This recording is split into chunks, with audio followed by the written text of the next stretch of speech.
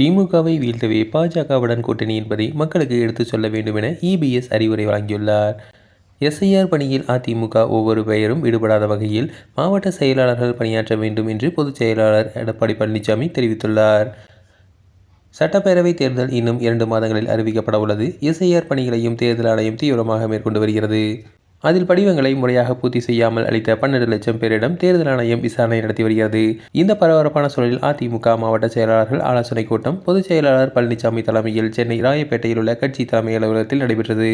இக்கூட்டத்தில் பங்கேற்று பழனிசாமி பேசும்போது மாவட்ட வாரியாக நடைபெற்று வரும் கட்சி வளர்ச்சிப் பணிகள் குறித்து நிர்வாகிகளிடம் கேட்டறிந்தார்.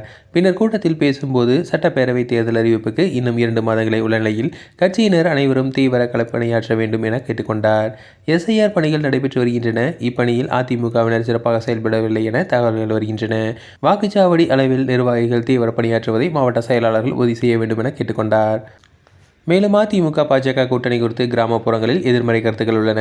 பொது எதிரியை வீழ்த்துவதற்காக கூட்டணி இது என்பதை மக்கள் சந்தித்து செயல்பட வேண்டும் என கூறியுள்ளார். அதிமுக அரசின் 10 ஆண்டுகால சாதனை எம்ஜிஆர் ஜெயலலிதா செயல்படுத்திய முத்தான திட்டங்கள் மக்களிடம் எடுத்துச் சொல்லி அந்த திட்டங்கள் மூலம் அவர் பயன் பெற்றிருப்பதை கூறி விழிப்புணர்வு ஏற்படுத்த வேண்டும். ஒவ்வொரு மாவட்ட செயலாளரும் தங்கள் மாவட்டத்தில் உள்ள தொகுதிகளின் வேட்பாளர்களை தேர்ந்தெடுக்க ஒவ்வொரு தொகுதிக்கும் தலா 6 பேர் கொண்ட பட்டியலை தலைமைக்கு பரிந்துரைக்க வேண்டும் என தெரிவித்துள்ளார். மாவட்ட செயலாளர்களின் பரிந்துரை, மாவட்ட பொறுப்பாளர்களின் பரிந்துரை, தொகுதியில் வேட்பாளர்களின் செல்வாக்கு உள்ளிட்ட அம்சங்களை ஆராய்ந்து வேட்பாளர்கள் அறிவிக்கப்படுவார்கள்.